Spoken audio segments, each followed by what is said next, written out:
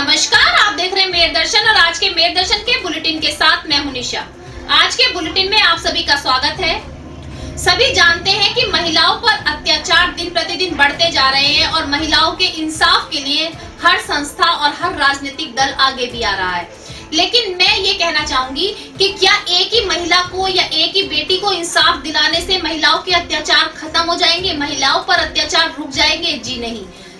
कोई भी इस और ध्यान क्यों नहीं दे रहा है कि अगर एक महिला को इंसाफ की सभी पुकार लगा रहे हैं, लेकिन और महिलाओं की या और युवती या और बेटियों की ओर ध्यान क्यों नहीं जा रहा है?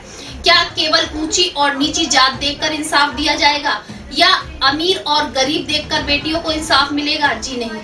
जब तक हमारे देश में ये ऊंच नीच भेदभाव रहेगा, तब तक शायद महिलाएं इसी तरीके से अत्याचार का शिकार होती रहेंगी।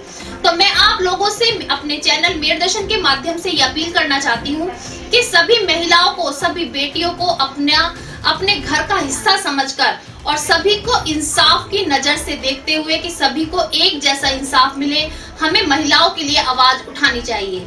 तो शायद हमारे देश से महिलाओं पर अत्याचार कम हो सकेंगे। आज के समाचारों के प्रायोजक हैं खेमचंद पहलवान, पूर्व सदस्य Uttar Pradesh Congress committee, Arvind Kumar Gupta, Marwari Bhoj, metro plaza, Delhi road, Meerut, doctor Bina Rani Agarwal, समाज सेविका, और सह प्रायोजक हैं बीजेएस पब्लिक स्कूल, पंचगांव, गढ़ रोड, मेरठ, माधुरी डांस एकेडमी, पल्लवपुरम, मेरठ। अब नजर डालते हैं आज की हेडलाइंस पर, जिसके प्रायोजक हैं zoom digital movie world. Meerut में कोरोना संक्रमित मरीजों की रोज हो रही है मौत, रोज बढ़ रही है कोरोना मरीजों की संख्या, 11,000 के पास पहुंचा मरीजों का आंकड़ा। 19 अक्टूबर से 9वीं से 12वीं कक्षा के स्कूल खोले जाने को लेकर पब्लिक स्कूल अभिभावक संघ ने किया विरोध व जिलाधिकारी को अपनी मांगों का सौंपा ज्ञापन। कोरोना काल में पड़ रहे दीपावली के फेस्टिवल पर व्यापारियों को मिलेगी राहत, पिछले कई महीने से व्यापारियों को हुआ भारी घाटा। व्यापारी नेता विनीत अग्रवाल शारदा ने भी कहा कि अब देखना होगा व्यापारी कितने होंगे कामयाब। मुंडाली थाना क्षेत्र के रछौती गांव की एक बेटी इकलौते भाई की हत्या के बाद अपनी मां के साथ मदद मांगने पहुंची जिलाधिकारी कार्यालय, आर्थिक मदद की लगाई गुहार। सरदना थाना क्षेत्र के एक गांव के परिवार ने लगाई मदद की गुहार। शराब के नशे में घर में घुसकर 4 युवकों ने परिवार की एक बेटी के साथ दिखाई दरिंदगी, थाने में की शिकायत नहीं हुई, अब तक कोई भी सुनवाई, एसएसपी से लगाई इंसाफ की गुहार। मंगलवार को श्री परमधाम न्यास के सहभागियों ने कमिश्नरी पार्क में रेप पीड़िताओं के भेदभाव करने वालों को सद्बुद्धि देने के लिए किया 108 कुंडीय हवन। 108 हवन कुंड बनाकर परमात्मा से भेदभाव करने वालों को सद्बुद्धि देने की प्रार्थना। भारतीय रेड क्रॉस सोसाइटी का 3 वर्ष का कार्यकाल हुआ पूरा, नई कार्यकारिणी गठित करने के लिए चुनाव संपन्न कराने की मांग को लेकर जिलाधिकारी को सौंपा ज्ञापन। मंडल देहात भाजपा के अध्यक्ष रूप किशोर शर्मा ने ग्राम मोद्दीनपुर, बहादुरपुर, सोलाना व इटायरा में किसान चौपाल का किया आयोजन, जिसमें कृषि विधेयक 2020 के संबंध में की गई चर्चा। मुख्य अतिथि रहे दक्षिण विधायक सोमेंद्र तोमर। कैंट स्थित इंडियाना बार एंड रेस्टोरेंट में देर रात शॉर्ट सर्किट होने से लगी भयानक आग, फायर ब्रिगेड की 5 गाड़ियों ने मौके पर पहुंचकर आग पर पाया काबू। 50 लाख से ज्यादा के नुकसान का है अनुमान। अब खबरें विस्तार से। आप सभी जानते हैं उत्तर प्रदेश सरकार के आदेश अनुसार कक्षा 9 से कक्षा 12 तक के सभी विद्यालय खोलने के आदेश जारी हुए थे। जी हाँ, कहा गया था 19 अक्टूबर से सभी विद्यालय खोले जा सकते हैं, लेकिन स्कूलों द्वारा गाइडलाइन बनाई जाएंगी, नियमों का पालन किया जाएगा। और सबसे बड़ी बात कि अभिभावक अगर मंजूरी देंगे तभी बच्चे स्कूल में आ सकेंगे।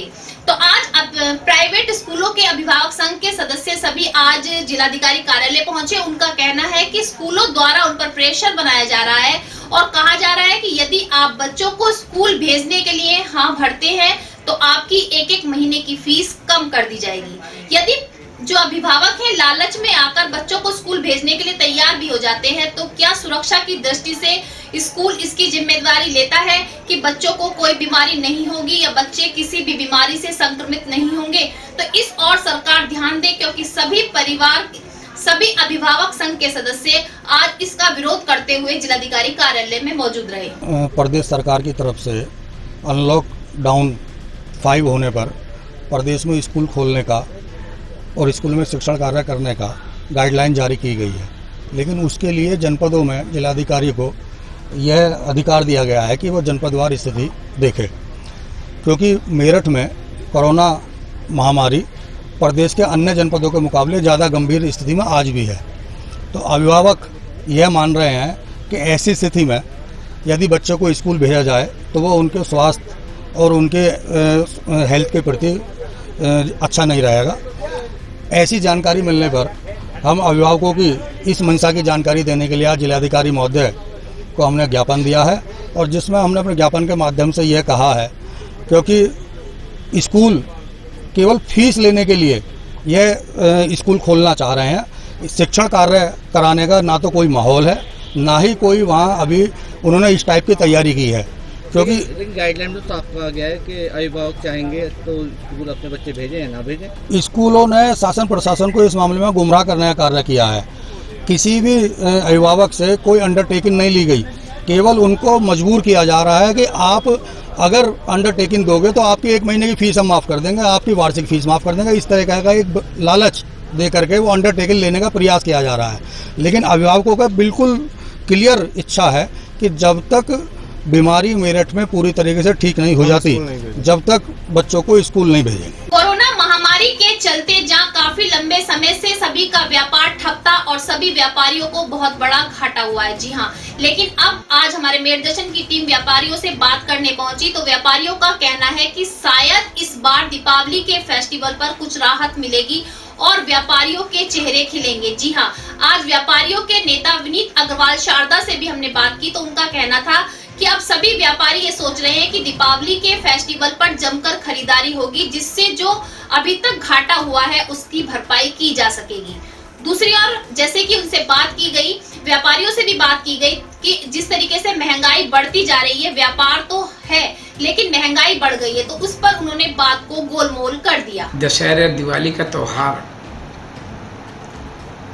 भारत के लिए ही नहीं पूरे विश्व के लिए एक नई खुशियाँ लेकर आता है हमेशा, परंतु ये कोरोना महाकाल ने आम आदमी को पूरी तरीके से दिमाग से, शरीर से, मानसिकता से हर तरीके से गिरफ्त में ले लिया। सारी खुशियाँ आम व्यक्ति की इस कोरोना महाकाल ने उस पर अंकुश लगा दिया, उस पर ग्रहण लग गया। मैं उम्मीद समझता हूँ यह दिवाली पे भी व्यापारी पूरी तरीके उत्साह के साथ तैयारी कर रहा है और इस बार लोकल से वोकल पे ज़्यादा ध्यान दिया जा रहा है। प्रधानमंत्री जी ने कहा कि हमको वोकल से लोकल पे ध्यान देना है, कि जो मैन्युफैक्चरिंग मेरे भारत में होता है, मेरा लघु उद्योग, कुटीर उद्योग का बना हुआ उत्पादन बाजार में पहुंचेगा। मैं उम्मीद करता हूं इस बार चाहे मोमबत्ती हो, चाहे मिट्टी के मेरे दिए हो, चाहे आतिशबाजी हो, चाहे फुलझड़ियाँ हो, चाहे आपके लाइट लगती हैं लाइट हो, इस बार जो भी वस्तु होगी मुझे उम्मीद है मेरे व्यापारियों ने तैयारी की है। मेरे देश के लघु उद्योग, कुटीर उद्योग इस दिवाली पे उनको एक संजीवनी मिलेगी, क्योंकि पूरी तरीके से हमारा निवेदन है मेरा व्यापारी भाइयों से, और व्यापारियों ने उसमें पूरी तरीके से तैयारी की है। और मैं समझता हूँ ये दिवाली मेरे देश के लिए, देश की 132 करोड़ देवतुल्य जनता के लिए एक नया उजाला, एक नई खुशी और एक सुनहरा भविष्य लेकर आएगी। सर एक बात बताइए, जिस तरह से आप कह रहे हैं कि तरक्की करेगा, उद्योग बढ़ेगा और आप व्यापारियों के कद्दावर नेता हैं, लेकिन आम जनता को देखा जाए तो आम जनता में इस टाइम महंगाई की मार है। किसी फील्ड में आप देखिए, यहाँ तक कि सब्जी भी आजकल 100 रुपए किलो तक पहुँच गई है, 400 रुपए। उसके बारे में क्या आपको आंकड़ों का ध्यान नहीं है। जी बताएं श्रीमान जी, पिछले 15 दिन से सब्जियों के दाम नीचे आ गए हैं, और जब सब्जी के दाम बढ़े तो ये मौसम का चेंज होता है, हर साल थोड़े बढ़ते हैं। और रही महंगाई की बात, हम महंगाई पे अंकुश लगा रहे हैं। महंगाई, ये तो कोरोना का 7 महीने का जो वक्त बीता है, इस कोरोना के बीते 7 वक्त में, ये 7 महीने के वक्त में जिस तरीके से मेरे भारत के प्रधानमंत्री, उत्तर प्रदेश के मुख्यमंत्री जी ने जिस दूरदर्शिता का परिचय दिया, और उस दूरदर्शिता का परिचय है कि भारत में डेथ रेट सबसे कम रही, भारत में कोरोना का मरीज सबसे कम रहे। और आप ये भी देख लीजिएगा कि सबसे पहले अगर वैक्सीन आएगी तो भारत में आएगी, और भारत के मेरे 132 करोड़ देवतुल्य जनता को वैक्सीन लगेगी और कोरोना से मुक्ति मिलेगी। अभी कुछ महीने पहले मैंने आपको एक न्यूज दिखाई थी कि शादी समारोह में एक युवक को, शादी में जो फायरिंग होती है उसकी गोली लगने से उसकी मौके पर ही मौत हो जाती है। जी हाँ, आज मुंडाली थाना क्षेत्र से उसी की बहन और मां जिलाधिकारी कार्यालय में आर्थिक मदद की गुहार लगाने के लिए पहुंची। उनका कहना है कि उनके परिवार में कोई और युवक नहीं है। पिता, जो बेटी है वो भी अभी 12वीं कक्षा में पढ़ रही है, और उसके पिता की भी मृत्यु कुछ समय पहले हो चुकी है। वो अपने परिवार का इकलौता बेटा था, जिसकी मौत के बाद अभी तक कोई कार्रवाई नहीं की गई है, न ही कोई आर्थिक सहायता दी गई है। मैं भी लोग शास्त्री नगर से आए, और जिनके एक बच्चे का जो इंटर का छात्र था पंकज, उसका 3 मार्च के दिन मर्डर कर दिया था रसोती में 2 बदमाशों ने। मेरठ तहसील वाले तो कह देते हैं कि मवाना जाओ, और मवाना वाले कह देते हैं मेरठ जाओ, चक्कर लगाने पे सिर्फ। ये मेरा एक ही भाई था जिसके वहाँ पे मर्डर कर दिया गया। वो शादी समारोह में मेरी मम्मी गई थी, तो वहाँ पे फायरिंग हुई, तो मेरे भैया की वहीं पे मर्डर कर दिया गया। मुंडाली थाना रछोती में। ये 3 मार्च 2020 की घटना है। बेटियों के साथ अत्याचार की घटनाएं रोज सामने आ रही हैं। रोज कोई न कोई बेटी अत्याचार का शिकार बन रही है। जी हाँ, सरधना क्षेत्र से भी एक गांव से ऐसी घटना सामने आई। आज एक परिवार ने इंसाफ की गुहार लगाई। उनका कहना है कि रात जब युवती अपने घर में थी, तभी पड़ोस के 4 लड़के शराब के नशे में घर में घुसे और उस युवती के साथ मारपीट की, साथ ही उसके साथ दुर्व्यवहार भी किया, जिसका विरोध करने पर उसके साथ और उसके परिवारजनों के साथ भी मारपीट की। उसके सोने के कुंडल और शादी के लिए जमा किए हुए 50,000 रुपए भी उठा लिए, जिसमें चोट के कारण युवती के 3 दांत भी टूट गए। आज इंसाफ की गुहार लगाने के लिए एसएसपी कार्यालय पहुंची। उनका कहना है कि थाने में तहरीर देने के बाद भी अब तक कोई सुनवाई नहीं की गई है, कोई इंसाफ नहीं मिला है। अंकल मेरे साथ छेड़छाड़ करते हैं आए दिन, और 2-3 दिन से मेरे साथ छेड़छाड़ कर रहे थे। मैंने अपने घर को बताया, मोंटी छेड़छाड़ कर रहा था, मैंने अपने घर को बताया। मेरे घर को ने ऑब्जेक्शन उठाया, तो मैं ऊपर छत पे सो रही थी। विपिन और मोंटी आए, मेरे साथ बदतमीजी की और मुझे मारा पीटा, जान लेने की कोशिश की। मंगलवार को परमधाम न्यास के सहभागियों ने कमिश्नरी पार्क पर 108 कुंडीय हवन का आयोजन किया, जिसमें 108 कुंडों पर हवन किया गया और भगवान से प्रार्थना की गई कि जो बेटियों को इंसाफ ना दिलाने या इंसाफ में भेदभाव कर रहे हैं, उनकी बुद्धि ठीक की जाए, उनको सद्बुद्धि दी जाए। ये हवन जो किया जा रहा है, ये रेप पीड़िताओं के साथ जो भेदभाव किया जा रहा है, उसके संदर्भ में ये हवन किया जा रहा है। ये परमात्मा से कामना है कि हे परमात्मा, जो भेदभाव कर रहे हैं उनको सद्बुद्धि दे, क्योंकि बेटी सबकी बराबर है, चाहे वो हाथरस की हो, बलरामपुर की हो या राजस्थान की हो। बेटियों के साथ भेदभाव क्यों किया जा रहा है? क्योंकि ये भारतीय रेड क्रॉस सोसाइटी के 3 वर्ष का जो कार्यकाल है वो पूरा हो चुका है। अब नई कार्यकारिणी गठित करने के लिए आज जिलाधिकारी को एक ज्ञापन सौंपा गया। उसमें कहा गया कि नई कार्यकारिणी गठित की जाए, जिससे कार्य सुचारू रूप से किया जा सके। हमारी जो है 15/6 को रेड क्रॉस सोसाइटी की कार्यकारिणी हेतु 3 वर्ष से चुनाव संपन्न हुए थे। सोसाइटी का कार्यकाल 15/6/2017 को 3 वर्ष की अवधि के उपरांत पूर्ण हो गया है, अर्थात नई कार्यकारिणी गठित करने के लिए चुनाव संपन्न कराया जाए।